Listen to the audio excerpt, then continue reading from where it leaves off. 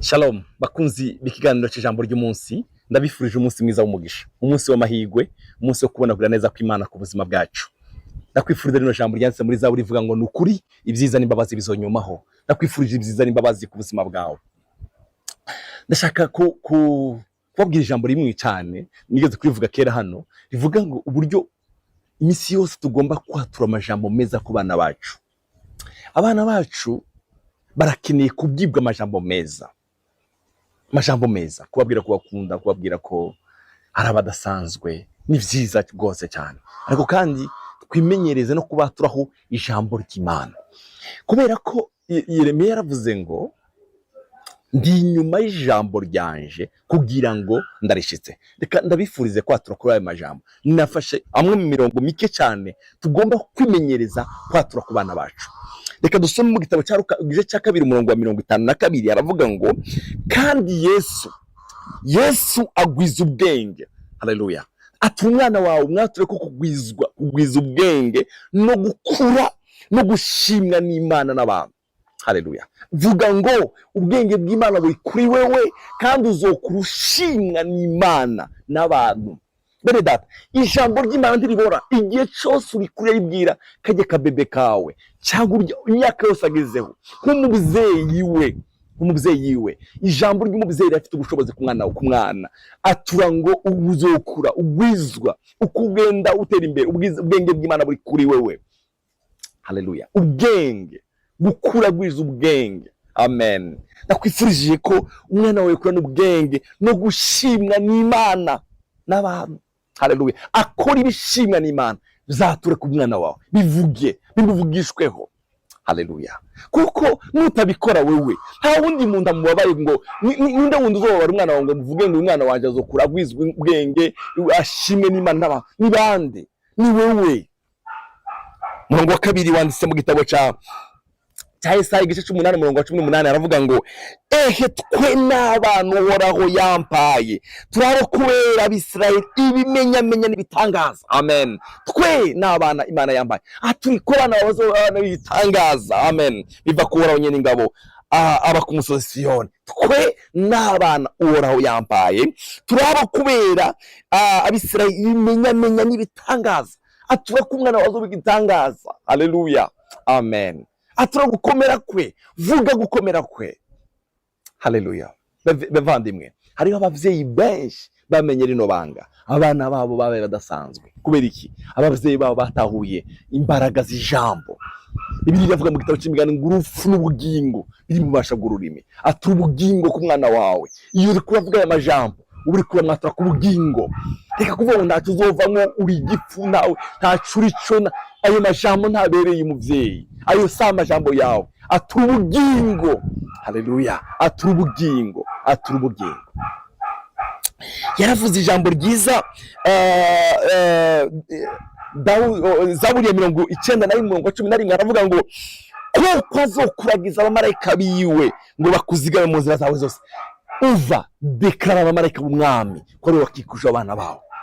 Naho iyo bagenda hose vuga ngo Mana hariho abamarayika b'umwami bari inyuma bari imbere y'uriya mwana wawe. Hariho abamarayika b'umwami bajanye nabo ku mashuri. Hariho abamarayika b'umwami kuko azokuragiza abamarayika biwe ngo bakuzigame mu nzira zawe zose.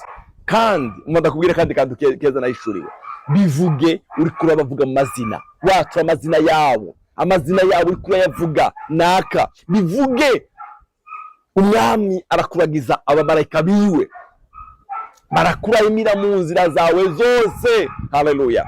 Barakuramira ntusitare kwiwe, bazokuzigama mu nzira zawe zose. Bazokuzigama, basengere ko abamarayika umwami bamuzigama, bamurinde abagenzi babi, bamurinde kugwa mu gusitara, bamurinde. Bavandimwe, ibi tuvyimenyereze kubivuga ku bana bacu, n'ubutunzi bukomeye. Amen. Ibi tuvyimenyereze kubivuga ku bana bacu. Yesaya 54 umurongo wa 13 aravuga mu ijambo ryiza, yaravuze ngo abana bawe bose bazokwigishwa nanje jewe Uhoraho. Amen. Kandi amahoro abana babo bazogira azoba menshi. Atura amahoro ku bana. Bavuge ko abana bawe bazogira amahoro menshi. Abana babo bakundana bakundana, atura urukundo mu bana bawe, atura ko bazigishwa n'umwami. Haleluya, atura ko bazigishwa n'umwami. Urashobora kumbwira ngo mbega birashoboka?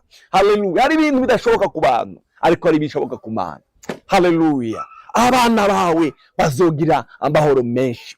Atura amahoro mu bana, atura gukundana mu bana, atura kumvikana mu bana. Haleluya, atura kumvikana mu bana. Amen. Bazogira amahoro menshi. Atura amahoro y'Imana ku bana bawe, atura amahoro y'Imana ku bana bawe. Yesu aguhezagire cyane. Yesaya 61:9 aravuga ngo abazobakomoka ko bose, haleluya, bazomenyekana mu mahanga ku rubyaro rwanyu mu bandi bantu. Abazobabona bose bazobemera yuko ari ihanga jewe Uhoraho mpaye umugisha. Abazobabona bazobemera bavuge ngo ndori ihanga Uhoraho yahaye umugisha. Vuga ngo aba ni abantu Uhoraho yampaye umugisha. Ijambo ubuntu rya mbere ryavuzwe muri Bibiliya ryavuzwe ku bana. Yakobo Esawu yaramubajije ngo aba bana n'abande, aravuga ngo aba ni abana Uhoraho yampareye ubuntu. Aturwo buntu rero ku bana bawe. Amen. Abantu Uhoraho yampareye ubuntu. Muri Yesaya baravuga ngo abazobakomokako bazomenyekana mu mahanga. Atura ko abana bazokomera, bivuge bazomenyekana mu mahanga n'urubyaro rwanyu mu bandi bantu. Abazobabona bose bazobemera yuko ari ihanga jewe Uhoraho mpaye umugisha. Abazobabona bose bazovuga ngo ndore ihanga Uhoraho yahaye umugisha. Yesu agugirire neza, agwishurire rino banga ryo kwatura amajambo meza ku bana bawe. Cyane cyane ubavugaho ibyanditswe byera, cyane cyane ubavugaho icyo Bibiliya ivuga ku buzima bwabo. Hari ijambo yanze navuze ngaha muri Yeremiya, yavuze ngo 29:11 kuko ziziyumviro mbiyumvira ko, vuga haleluya, nisho Uhoraho mbivuze kuko ari ibyiyumviro by'amahoro atari iby'ibyago. Atura ko abana bawe Imana bafite ko ibyiyumviro byiza kandi ibyiyumviro by'amahoro, kugira ngo mbahe ibyizigiro zo mu iherezo ryanyu. Yesu abahezagire kandi abaha umugisha. Twimenyereze buno buzima. Hari ababyeyi benshi buno buzima numvisha amakuru Abisiraheli ibo batangira kwatura amajambo meza ku bana babo, abadamu babo bagisama, ababyeyi bagafata ibitabo 5 bya Mose baguma babyatura ku bana babo, bakisamwa inda iminsi yose, bagafata ijambo bakabasomera. Bavandimwe, ibi tubyimenyereze kuko ijambo ry'Imana ni imbuto itabora, n'ubugingo. Haleluya. Yesu agwishurire kwica iminsi yose kwatura amajambo mazima ku bana bawe. Yesu aguhezagire.